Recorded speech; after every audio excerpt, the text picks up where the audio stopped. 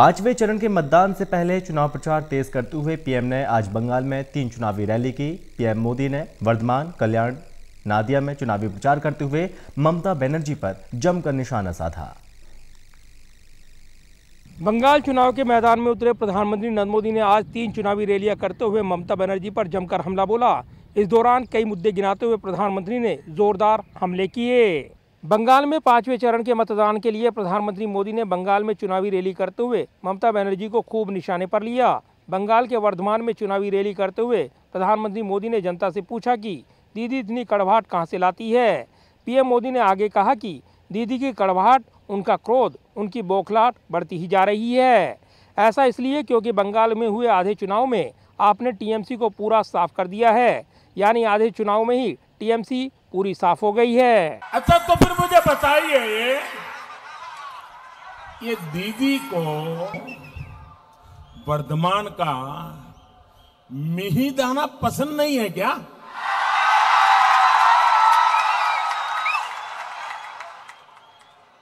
मैं हैरान हूं, इतनी कड़वाहट ये दीदी कहां से लाती है। साथियों, दीदी की कड़वाहट, उनका क्रोध, उनका गुस्सा, उनकी बौखलाहट दिनों दिन बढ़ती ही जा रही है। बढ़ रही है ना? जानते हैं क्यों? मैं बताता हूं। क्योंकि बंगाल में हुए आधे चुनावों में, अभी तो 4 राउंड हुए हैं, 4 होने बाकी हैं। आधे चुनाव में आपने टीएमसी को साफ कर दिया। चुनावी भाषण में हमलावर पीएम मोदी ने कहा, 4 चरणों के चुनाव में बंगाल की जागरूक जनता ने इतने चौके छक्के मारे कि बीजेपी की सीटों की सेंचुरी हो गई है। जो आपके साथ खेला करने की सोच रहे थे, उन्हीं के साथ खेला हो गया है। चुनावी रैली में हमलावर पीएम मोदी ने कहा, एक तो नंदीग्राम में बंगाल के लोगों ने दीदी को क्लीन बोल्ड कर दिया, यानी बंगाल में दीदी की पारी समाप्त हो चुकी है। दूसरा, बंगाल के लोगों ने दीदी का बहुत बड़ा प्लान फेल कर दिया। दीदी तैयारी करके बैठी थी कि पार्टी की कप्तानी भाइयों को सौंपेगी, लेकिन दीदी का ये खेला भी जनता ने समय रहते समझ लिया, इसलिए दीदी का सारा खेला धरा का धरा रह गया। पीएम मोदी ने कहा, तीसरा, दीदी की पूरी टीम को ही बंगाल के लोगों ने मैदान से बाहर जाने को कह दिया है।